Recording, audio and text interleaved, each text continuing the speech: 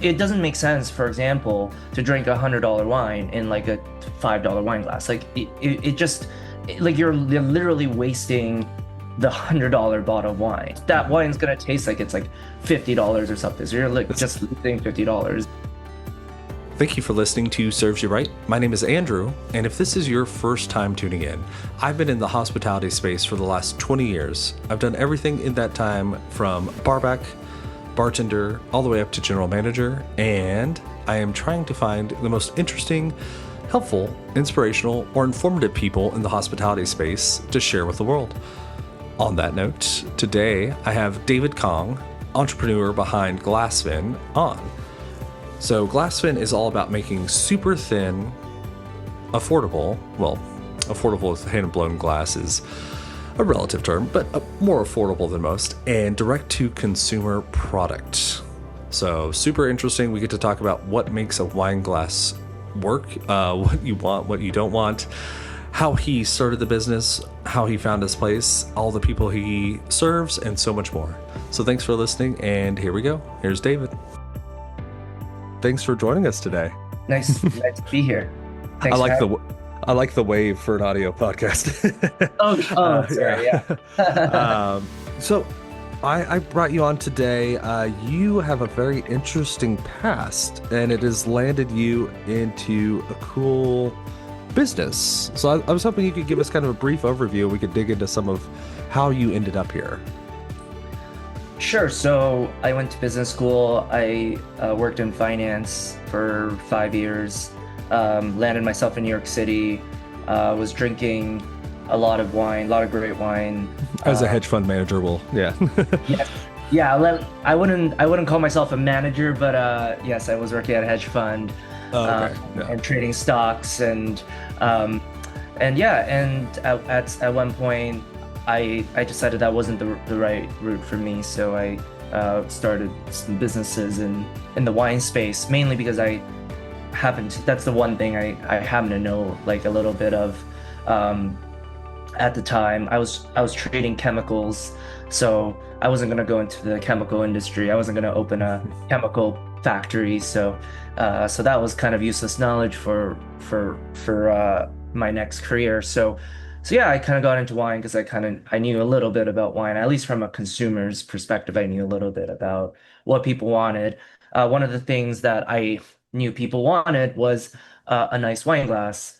Um, Mhm. I like it's like if you go to a restaurant and you're paying 3x markup for a wine, you kind of get people kind of get offended at this point, at least in New York City, if you get a shitty wine glass. So I can kind of see that. And I was buying a lot of these wine glasses, actually. I was like buying them from Europe, all over the place, and they were just really, really expensive.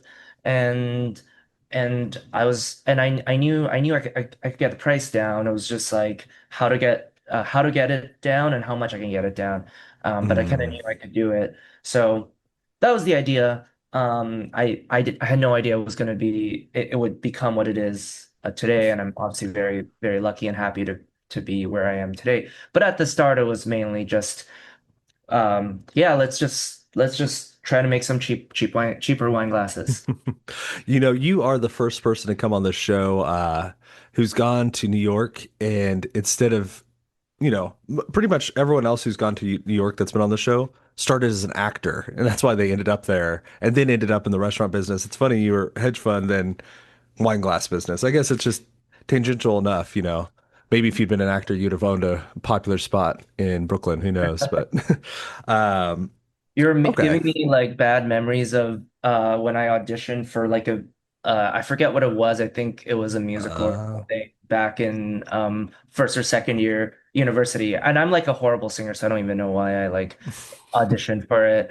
Um and yeah, like I had no idea how embarrassing the audition would be. I just I thought it'd be like kind of okay, but when after I did it, I was like, oh my God, I can't believe I just did that. So I oh don't think man. I would have been a very good Broadway actor. I'm really glad I brought that up because we would not have gotten that story otherwise. I think that's the Um, first time I've told anyone. So yeah. So you said, the problem with the glasses you're purchasing is they're expensive, which maybe the listener at home has never gone out and tried to buy the glasses they see at restaurants. When you say expensive, what do you mean?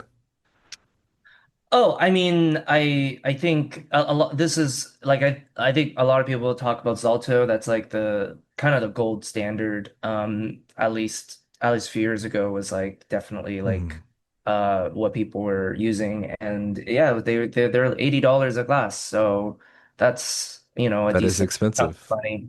And obviously, you're not just buying one; you're buying six or something, and then you're breaking them as well. So you're constantly replenishing it.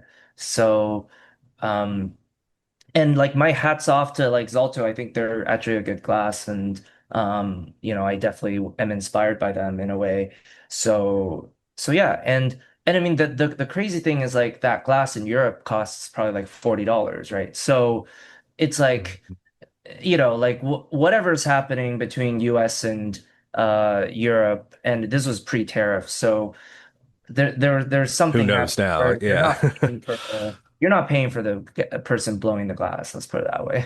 Yeah. Well, I mean, this is the problem with I'm on the restaurant side. I run a restaurant, and the glasses we purchase through our liquor distributor. And we could do direct from the producers.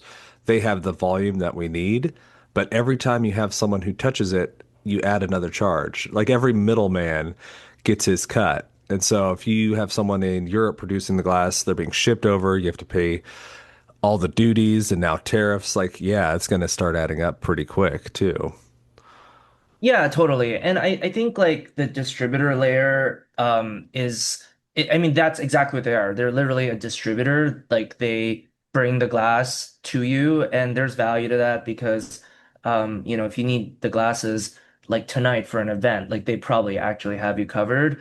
Hmm. So I understand why a lot of restaurants go through a distributor. Also, the way that glasses work is like, well, the way alcohol works is like you have to go through a distributor, right? And like you can't discount and things like that. So a lot of times, like the glassware is actually a form of discounting. So the distributor's like, okay, yeah, like I'm gonna sell you the stuff for full price, but I'll give you a few cases of glasses. So it's effectively Mm. a discount on the wine, and they sell like a very commoditized kind of product.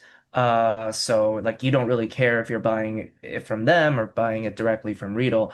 Obviously, we compete in a completely different market. We, as in Mhm. us and Zalto and Gabriel, and like these are much more like direct to consumer kind of companies for various reasons. But one main one is just like we have a differentiated product, and we're being purchased by customers who care specifically that the glass it looks like this and has this weight and has this feel. And that's obviously not something that can be solved by, or that's not really like in the wheelhouse of a distributor. And so that's why we have a direct to consumer model. Yeah, no, and I mean it makes sense. Every like average Joe and Jane, you're not going to set up an R&DC account to get glasses for your house. Like it's just like that's impractical. I don't even Oh, think I'm it's just talking legal. about the restaurant Yeah, side. for Yeah. for sure, for sure. But I'm just saying like if most glasses sold in the U.S., which I'd guess are sold through middlemen, probably liquor distributors, like if you are just a consumer, that means it's out of your grasp that route. Essentially. But direct to consumer is a whole other game. So Yeah, yeah, sorry. I think. When I meant direct to consumer, I meant direct to like my customer who could be the restaurant. Yeah, okay, We okay. sell, yeah, That's a sorry. good differentiation. Yeah. So we sell directly to obviously our like people at home and using it at home, but also we sell it directly to all of our restaurant clients as well. At Hmm. least in the US. Yeah, actually, almost directly to me. I asked you about one event and you gave me a price, which, you know, for one wine dinner was probably out of my range. But if we like, so this has happened where we've had supply chain hiccups where we've had to wait for months for our glasses. And like, if we, yeah, I mean, you would have been right there for us. So yeah, it is convenient that you are direct to client. Let's say that the DTC is client now. Uh, what? One thing I did want to ask you about, and feel free to shamelessly use this to rep your product, but for the listener who maybe is aware of different wine glasses, has seen them in restaurants, but doesn't know the major things to look for and what a good wine glass would be, how would you walk them through that? Yeah, so I think first of all, like what kind of wine drinker you are is very important, and so like my advice is really predicated on like the like you're like a serious kind of wine drinker, and you're drinking like bottles in like the at least like $20, maybe like $30 plus kind of range. I think that's when you start, um, I would start calling you like a serious kind of wine consumer. It's Um, not 2 buck chuck or box wine only. You're exactly. Like expanding the realm. if Yeah. you're drinking that kind of stuff, like all the power to you. It's just like I don't think the wine glass is like really the gonna make a huge difference We there. all start at zero. So, yes, all the more power to you. Oh yeah, no, I mean when I just got out of university, I was like drinking $10 wines, So We, at every year I was going up in price a little bit. So we had a group of friends that we called the Rossi Posse. So Carlo Rossi definitely had a place in my heart, but that's neither here or there. Yeah. yeah, so but yeah, once you start getting into like slightly higher end wines, yeah, like you're really going to benefit from having a nice wine glass. It doesn't make sense, for example, to drink $100 wine in like a $5 wine glass. Like it just like you're literally wasting the $100 bottle of wine, like that Mhm. wine's gonna taste like it's like $50 or something. So you're like It's just losing $50 it's basically. filet mignon on like paper plates, essentially. Yeah, basically. And but like, the difference is like at least the filet mignon on the paper plate like will at least still taste like filet mignon. But like that Yeah. wine is just not gonna taste anything like what the maker wanted it to taste like. I mean, it will, but it'll be like at least like 20% worse than what it could taste like in a nice glass. So things about like a nice glass, really like you want it to be light and you want it to be thin. Okay. And we have different types of thin and different types of light. We have our high-end line, which is very light and very thin, and we have a second line, which is like not as light and not as thin, but a little bit more durable. And that second glass is also really great at making the wine pop as well. And then you still get like some of that durability. So it's obviously a bit of a trade-off. But yeah, like that's like kind of the level that of glassware that you should at least be looking for in order to optimize your wine drinking Okay. experience. So light and thin. Light and thin Yeah. are the things that you're optimizing for. I do hope that we can dig into this a little bit because I think that it seems to me there has to be sort of a tension between how thin it is and how fragile it is. And even the fact that you have two different lines where one's a little bit more durable. Because I even like on my hand, I'm trying to look for it. Yeah, I have a little mark on my left, like big knuckle, where when I was polishing back in the day when I was a server and a glass broke and it cut into my hand. So, like, especially if you're using these in restaurant service, how are you dancing that tightrope of thinness and lightness versus durability? Yeah, I mean, we're like, as much as I'd like to say I didn't invent this product category. Like people set standards for how thin they like their glasses, uh, much before me. So, that's my goal is to provide the same quality or sometimes even better quality than my competitors at a lower price point. And that means I need to reach the thinness and uh, lightness that my competitors uh, are at. So, Okay. yeah. So the people buying these glasses, they know fully well what they're getting themselves into. Um, it's now just required in at least in New York City. It's just a required thing to have nice wine glasses. Like it's just not acceptable to serve at least in New York City. I'm not saying this is And true, water glasses or something like that. but yeah, Yeah. like yeah, They it's just they can only get away with that with the trattorias in Italy where it's custom. Like here, you got to go to wine glass. Yeah. yeah, and like honestly, like even in like Europe, like they probably have a few like nice glasses in that trattoria in the back, and if you order like a nice bottle, they might like bring that out. So That's a good um point. Yeah. So yeah, and like obviously like I don't actually work in restaurant service, so I don't have too much guidance here, but like these restaurants, it's not their first time dealing with this kind of stuff. So like they know they know how to polish these, they know how to like not have them break.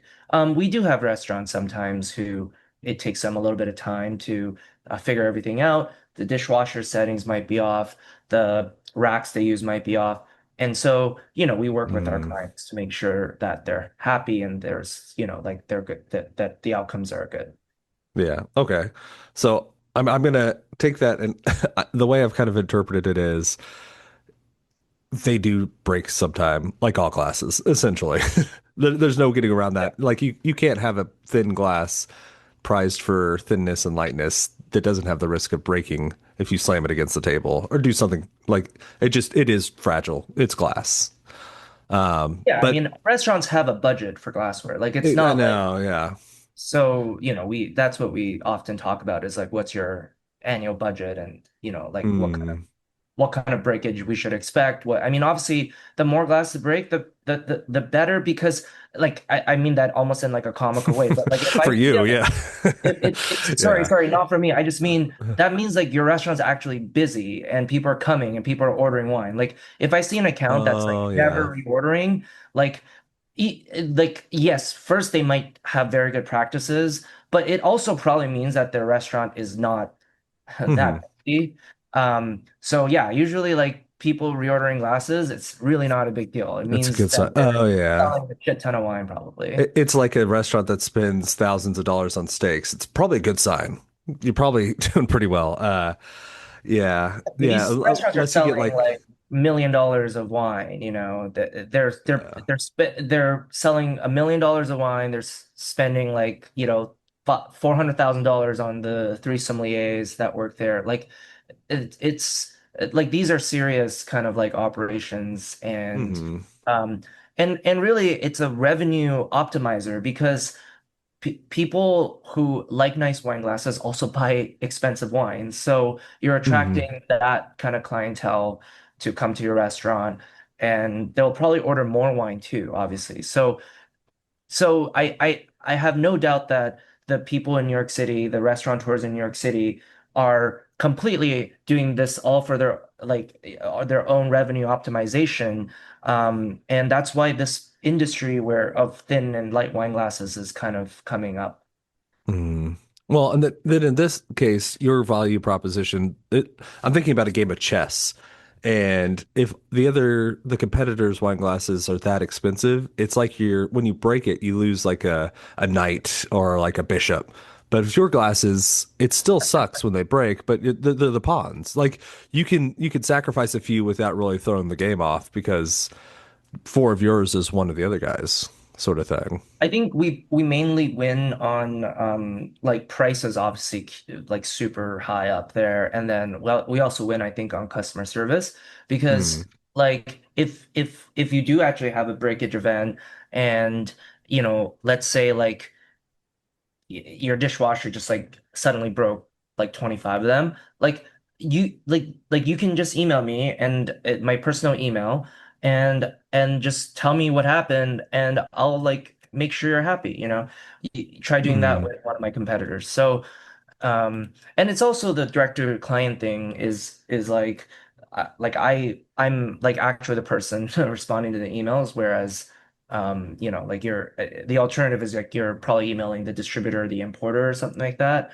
And then obviously the distributor importer is buying that glass at their cost, whereas when I replace a glass, I'm replacing it at my cost, which is directly from the factory. So it's like I'm just way more chill about um like glass breakage because like I'm not like I don't think of it really as me like losing.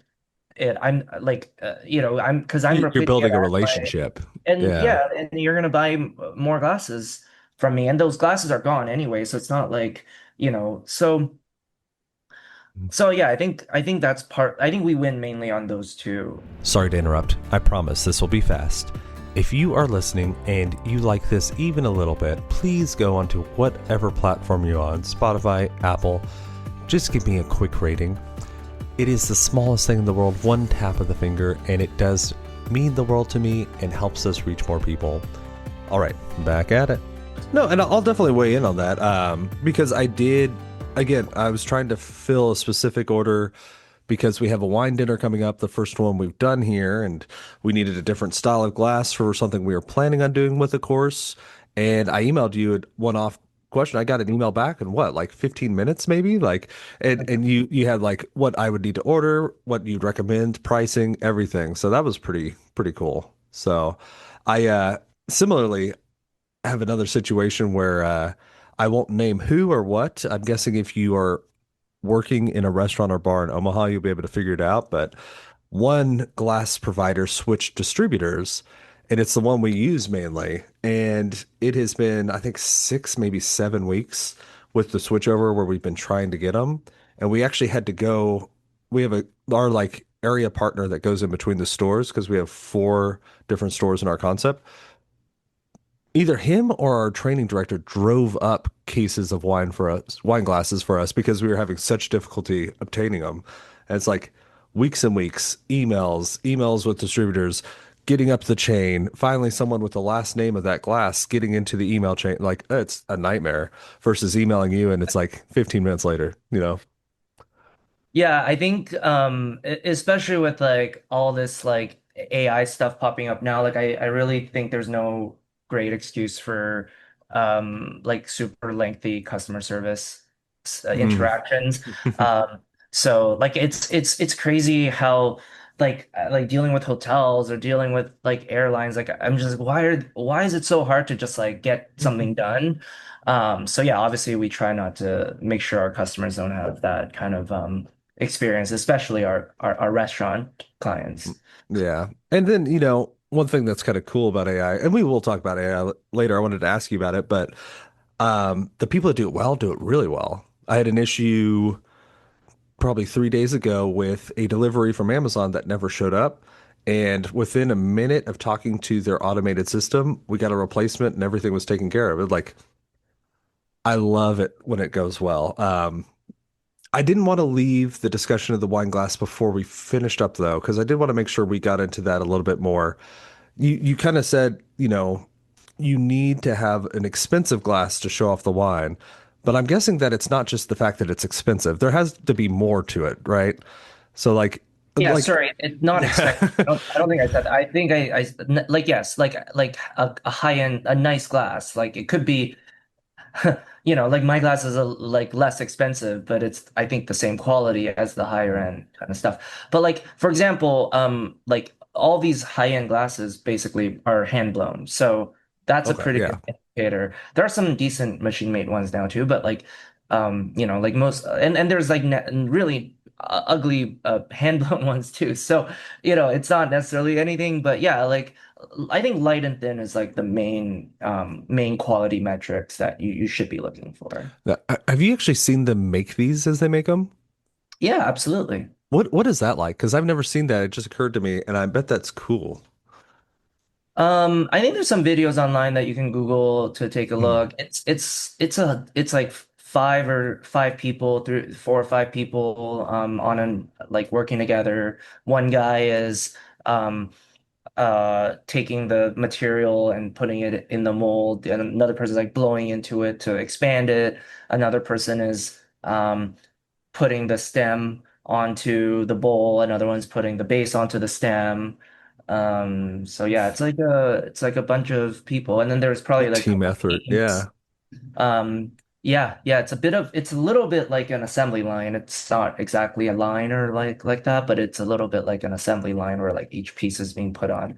And then there's going to be different teams working to different teams uh simultaneously making glasses because there's one oven that a kiln or whatever that has uh all the Yeah, material. like it cures it or something, right? Yeah.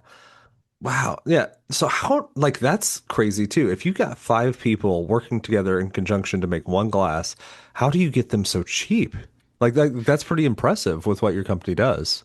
It's very efficient. Like they can Hmm. pop out glasses like kind of like that. Oh, So I'm imagining how long it would take me to do that. So that's probably a good point. They're probably like, they're not making like one an hour, like if I well, were on the it's because line. it has Yeah. it's a mold. So you're blowing into a mold. So Hmm. you're not actually like doing too much manual stuff. The most manual part is like putting the base onto the stem. Um, but yeah, like I don't know exactly what the throughput is, but it's quite fast. Like Okay. they're definitely doing like I want to say at least like one a minute, something like that. What I have in my head and why I'm like fascinated by this, last video I've watched of glass being made, it wasn't glass, it was crystal. I don't know if there's much of a difference between those two, but it was the bottle for the Louis Trez. And with all that intricate detail and like how they have to like make every little thing of it. And so I'm just thinking in my head, gosh, this is gonna take forever. But yeah, if you have molds, if you like have any form of efficiency, that makes sense. It shouldn't be too long of a Yeah, like if process. you go to the Chafuli Museum and you see them make like one piece in like an hour, yeah, like that's obviously very different. And they're Mhm. coloring the glasses, they're adding to the shape and things like that. So Yeah, yeah, and here we're I took literally trying to make the same thing a million times, basically. I took like a beginner's why or it was a beginner's like glass blowing class with my wife, and it took like an hour for us to make a bowl and a paperweight. But yeah, also you're a beginner, you have no idea what you're doing. So yeah, okay.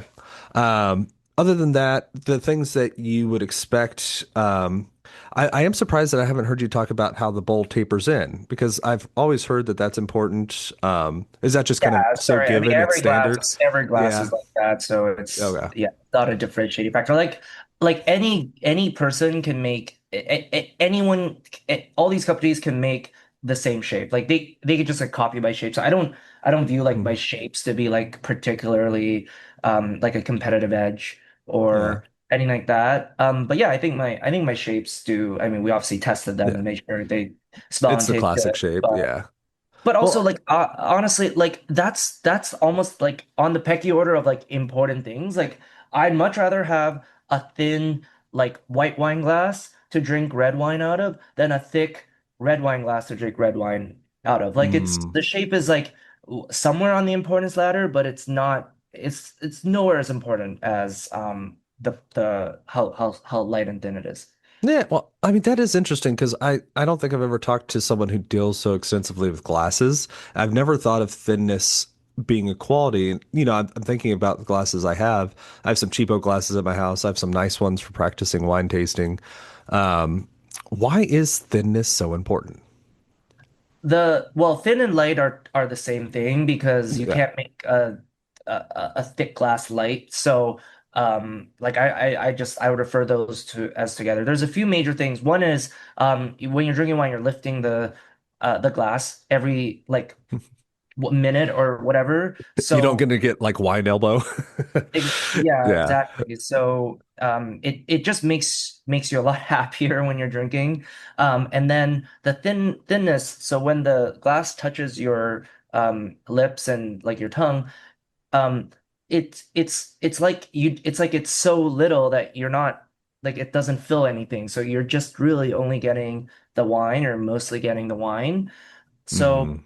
that lets the wine just have its purest kind of expression. Okay. It's It's truly a vehicle that's not adding anything. It's just transporting the wine to you, sort of thing. Basically, yes.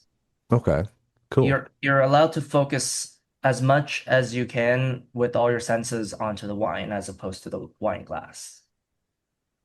cool.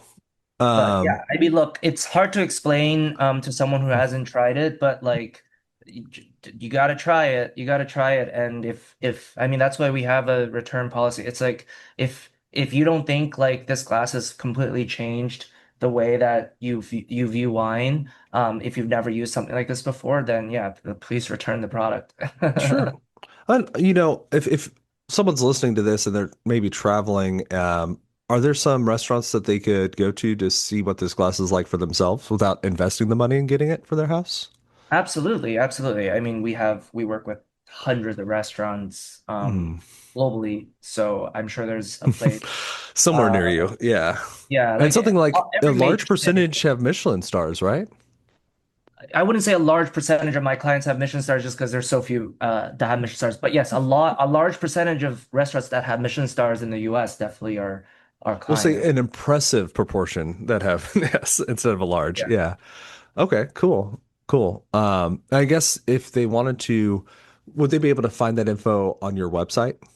We do have a list of restaurants on our website, and those happen to be mostly Michelin star restaurants because we want to try to communicate that like we are in the best restaurants. Yeah. But When that's just Smoke and a Joe's subset. Bar and Grill picks it up, you're not going to put their name on the front page or I would look if some like chain puts starts using my glasses, I would 100% put them onto my uh just to show like the breadth of our offering and how it can be used by, it could be used by like three Michelin star restaurants, but it could also be used by, like steak houses or like fried chicken places, just as an example. But yeah, no, if you can find it, obviously like that's what customer service is for. So just feel free to shoot us an email and be like, hey, I'm in the city. Where can I try out your glass? But obviously the easiest way is just to just to buy it. We do have a return policy set. yeah, yeah. It doesn't hurt to try it out. Yeah. Um, cool, cool. And then do you mind, because you kind of mentioned that you had two different classes, but do you mind working us like kind of walking down the line and explaining the difference in what you carry, the different glasses? We have two lines of glasses. We have a thinner line and a thicker line. The thicker line, we also offer cocktail glasses, uh, Okay. and and just general purpose glasses. Like we have like glasses you could just drink water out of. So, realistically, like any glassware need that you might have, we probably have something for you. That's cool. That's really cool. What is kind of your average delivery time too? I'm just curious. Um, it's very fast. Like we're basically like in like we have the Amazon model where like everything like we have stuff in five different warehouses around the country. So there's probably Hmm. one within a couple days of wherever you are. But when you check out, you'll be able to see what the estimated time Yeah. to delivery is on our Okay, website. cool. That's cool. That's cool. I know that you do more than just wine glasses. So could you kind of walk us through what else you do? You're a very busy guy. Are you saying my software company? Yeah. Okay, because I was like, I also do cocktail glasses and ceramics and stuff like that. But I know, yeah, like I that's all said, very Glasvin. busy. Yeah. No, I have a software company. It's a wine. It's primarily wine, but it can be used by spirits and beer and even food, like operators. Uh, but yeah, it's basically on-premise intelligence. We basically have the biggest updating menus on of the U.S., mainly U.S. We also do international, but mainly U.S. So any question you have about what is on the menus of restaurants, we have that data. We have the best source of that data. So a pretty standard use case is like, let's say you're Camus and you want to see uh, how many restaurants have my competitor, but don't have me. Those are Mm. the restaurants that your salespeople, that the Camus salespeople need to start attacking. So it's What a that kind of choice of words there. intelligence. Attacking, yes. Yeah. Okay. Cool. Yeah. See, I wasn't quite sure when I was reading about it how that would play out because I was also in my head the menu thing. I was like, is this asking like what does the term on this menu mean? But that's cool. That's a powerful thing. Because it is hard to search through menus and even find different restaurants menus in the city. Like you have to Google, then maybe it's at this side and that side. So that's really cool. That's Yeah, really like we cool. basically just created like the Google for wine lists if you want to simplify it, but it's every menu. It includes cocktails and food and whatever. But like yeah, it's like Google for wine lists effectively. And it has all the data, like the aggregation of that data. So um we know what the market share of Camus is or the market share of Silver Oak. Like we know these things because we have so many menus that we can, with statistical significance, say what the market share of these Yeah. companies. And give feedback to those companies too. Yeah, Justin is at 15% of all restaurants, but Camus is at 18. Like that sort of that's cool. Well, let me give you a very good example, like that you're t basically saying, like we can show you that, like let's say in New York, the market share is that 15 and 18, but maybe across the border in New Jersey, it's flipped. So then Mhm. you got a something that you can talk to your distributor about and be like, hey, why is my New York distributor giving me 3 extra points of market share versus my New Jersey distributor? Hmm. So that's the kind of actionable kind of intelligence that we provide. Yeah. And then there's, a lot of wineries don't have just like state specific reps, but they have people that are like over the Southwest. If you have like Texas is X% over, Indiana or like whatever state, you could be like, hey, spend less time in Texas, go to Indiana a little bit more. Like, yeah, that's cool. Are you, Absolutely. It's great for regional managers. do you do you have a strong data science background? Do you kind of hire out that expertise? Like, how does that work? I am like very into math and Mm, statistics, just recreationally, I am into those things. In terms of like how much data science this has, it's not that much. Like we try to just give people the truth, like the actual data, as in like Camus is in 73 restaurants, Silver Oak is in 43 restaurants in this circle. Like, so, that doesn't actually require any statistics. yeah, you That let them figure out what it means. You just give them the like numbers. yeah, like statistics would be like, okay, what's like the probability that like that given the sample size, like that's a statistically significant. We actually don't really help calculate that stuff, and I don't think our customers really care. Hmm.